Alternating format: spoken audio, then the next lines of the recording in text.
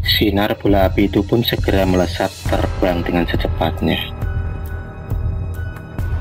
Dalam kegelapan malam, tampak sebuah bola api yang berpijar dan bergerak terbang di atas langit malam itu. Ternyata Mbah Jambrong telah melepaskan ilmunya untuk menyerang orang yang telah membalikan santetnya. Serangan itu mengarah ke arah rumah Pak Burhan. Siapa lagi yang ia maksud kalau bukan lain adalah Mbah Sabeni, yang saat itu telah mencabut ilmu santet yang bersemayam dalam tubuh Susi dan ibunya. Dua pendekar dunia persilatan yang berbeda aliran itu mau gak mau akan bertarung dan saling mengeluarkan ilmu-ilmu andalan mereka. Dua aliran yang berbeda, yaitu aliran hitam dan putih. Ayo, tebak siapa kali ini yang akan memenangkan pertarungan mereka berdua.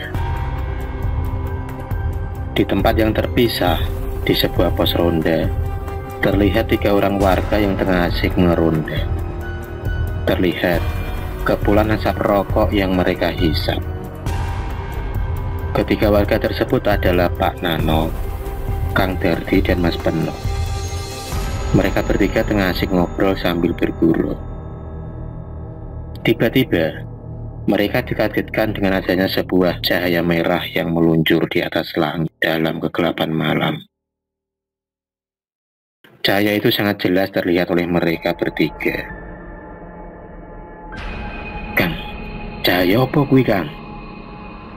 "Weh, nah iku ya santet. Bien, santet tenan iki." Dan tak lama kemudian, cahaya itu pun menghilang. Ternyata, cahaya itu sudah dekat mengarah ke rumah Pak Burhan. Mbah Sabeni, yang tahu kalau akan mendapat serangan dari jarak jauh, tersenyum dan tampak dia berdoa dan membaca sesuatu. Tiba-tiba, saat sinar api itu berada di atas rumah Pak Burhan dan berusaha ingin masuk menghantam Mbah Sabeni. Saat itu juga terdengar ledakan yang amat keras.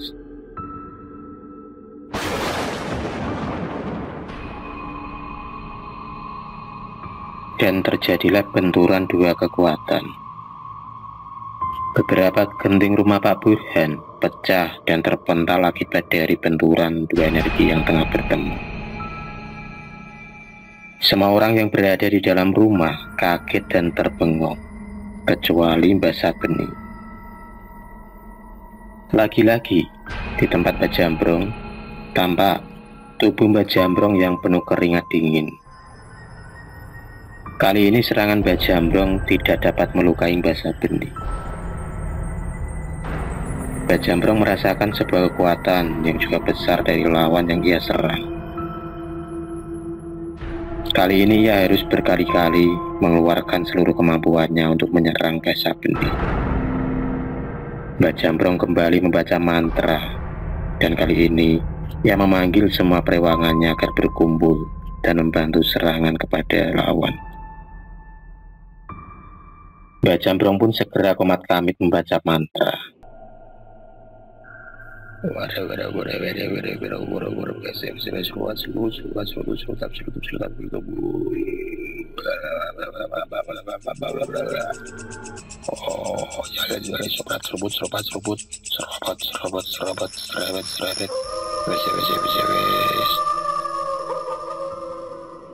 Tiba-tiba terdengar suara gemuruh angin yang besar dan kencang, dan tak lama kemudian terdengar suara tawa yang sangat menakutkan.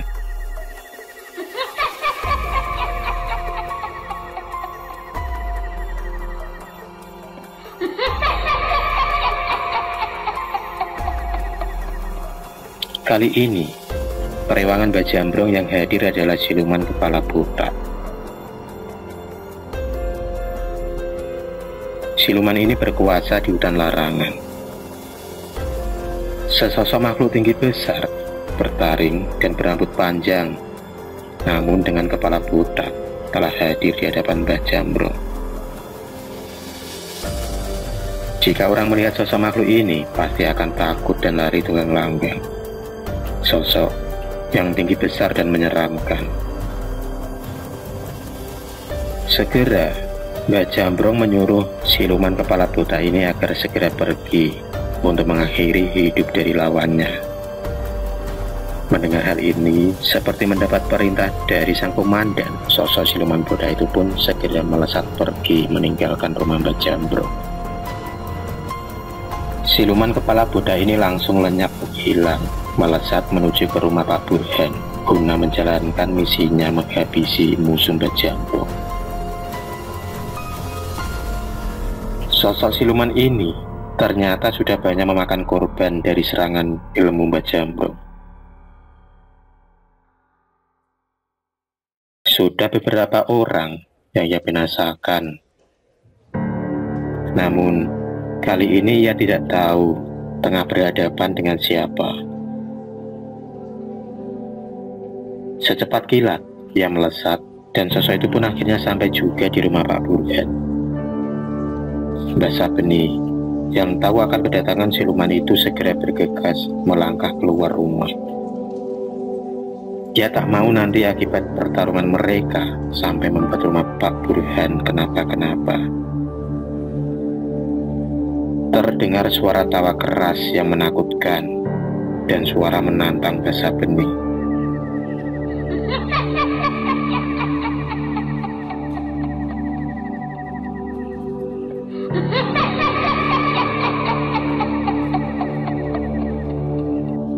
Hai orang tua, keluar dan lawan aku. Aku akan mencabut nyawamu kali ini. Dengan sombongnya, siluman kepala botak itu menantang Mbak Sabeni. Mbak Sabeni melangkah keluar rumah. Sebentar kemudian, ia melihat sesosok makhluk tinggi besar yang amat menyeramkan namun botak. Mbak Sabeni hanya tersenyum tipis. Hei, kamu siluman botak, kamu kembali atau memilih aku bakar di sini, atau aku hancurkan lebur tubuhmu, kata Mbak Sabeni.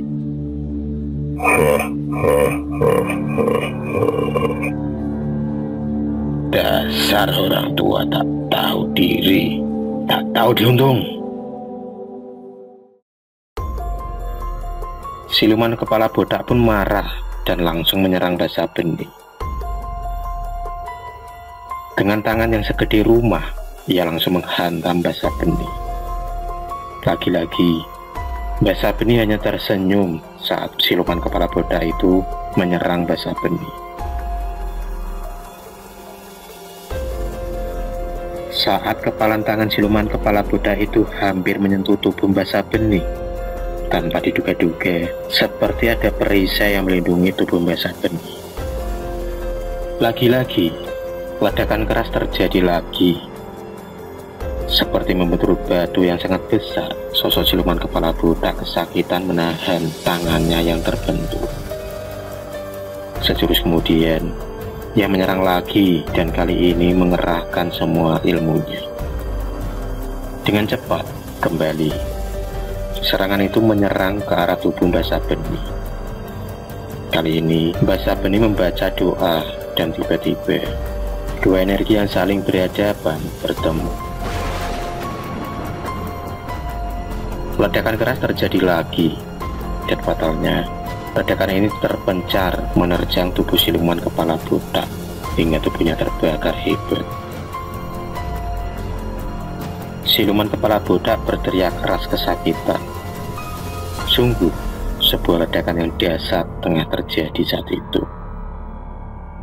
Dengan tubuh yang terbakar dan terpental, diiringi suara melengking menjerit kesakitan. Tubuh siluman kepala botak itu pun menghilang dari pandangan. Mbak Jambrong, yang tahu kalau perewangannya gagal, dengan garangnya ia kemudian menyerang dengan segenap ilmunya. Kali ini ia memusatkan pikirannya untuk mengumpulkan semua ilmu kesaktiannya. Dan tak lupa, Ia juga memanggil perewangannya yang lain untuk membantunya menyerang basa benih. Tubuh Mbak Jambrong tampak memerah dan mengeluarkan asap. Gumpalan-gumpalan asap hitam kini bermunculan, yang sebenarnya itu adalah sosok-sosok jin perewangannya yang mulai masuk menjadi satu dan melebur di tubuh Mbak Jambrong. Seperti ilmu memindah raga, tampak sosok Mbak Jambrong melesat menuju sasaran yang diinginkannya. Basa benih yang masih berada di luar rumah masih berdiri tegak, dan ia sudah tahu dan merasakan ada sebuah kekuatan yang bergerak cepat menuju ke arahnya. Ia tahu kekuatan siapa yang tengah bergerak menuju ke arahnya. Dari kejauhan tampak sebuah bayangan yang berwujud Mbak Jambrong sedang terbang dengan cepatnya mengarah ke arah basa benih. Dan sejurus kemudian bayangan itu menyerang ke arah tubuh basa benih. Basa benih yang sudah tahu akan serangan itu segera membaca sesuatu dan segera dengan cepat menyongsong serangan dari Mbak Jambrong. Dua kekuatan yang sama-sama kuatnya itu dan sama-sama hebatnya kini bertemu. Ledakan yang sangat keras terjadi, memecah kesunyian malam. Pohon-pohon di sekitar tempat mereka bertempur tampak bergerak terkena hempasan angin yang ditimbulkan ledakan energi itu. Tanah seperti bergetar. Mbak Jambrong kembali mengeluarkan ilmunya dan kembali menyerang ke arah basa benih. Semua kekuatan kali ini ia kerahkan lagi dan dibantu oleh kekuatan-kekuatan jin perewangannya. Kali ini Mbak Jambrong menyerang dengan kekuatan penuh yang sangat besar. Sejurus kemudian, serangan itu pun melesat menggembur basa benih.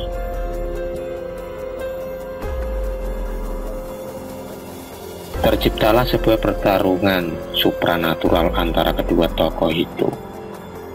Dua tokoh yang sama-sama sudah berumur, namun mereka di jalur yang berseberangan.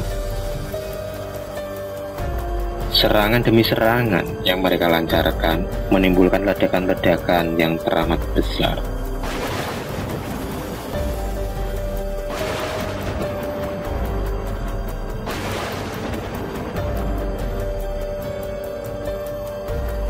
Hingga semua berakhir ketika basa benih membaca la haula wala quwwata illa billah. Seperti sebuah kekuatan yang sangat dahsyat muncul dan menghantam Mbak Jambrong dengan kerasnya. Begitu juga Mbak Jambrong terpental hingga merah darah. Darah segar menyembur dari mulutnya, dan terkaparlah dia dengan nyawa yang melayang. Mbak Jambrong tewas seketika dengan luka yang amat parah di sekujur tubuhnya. Berakhirlah sudah kisah hidup Mbak Jambrong kali ini. Di tempat lain bersamaan dengan kejadian itu, Pak Cokro yang lagi menghisap rokok tiba-tiba terpental seperti dihantam benda yang sangat besar. Ia terpental menghantam dinding rumahnya. Seketika itu juga ia jatuh dengan luka kepala yang retak. Akibat luka itu, nyawanya tak tertolong lagi, dan tewaslah ia juga seketika itu. Basa benih kembali masuk ke dalam rumah dan berpesan kepada keluarga agar selalu menjaga sholatnya dan selalu berdoa hanya kepada Allah Subhanahu wa Ta'ala.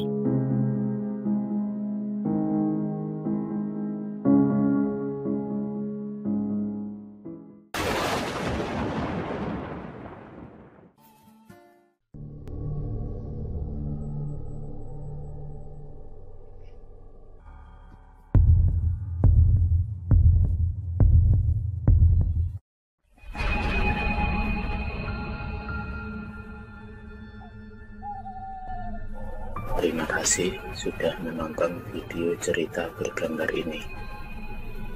Klik subscribe untuk terus menonton video-video cerita bergambar selanjutnya. Semangat berkarya.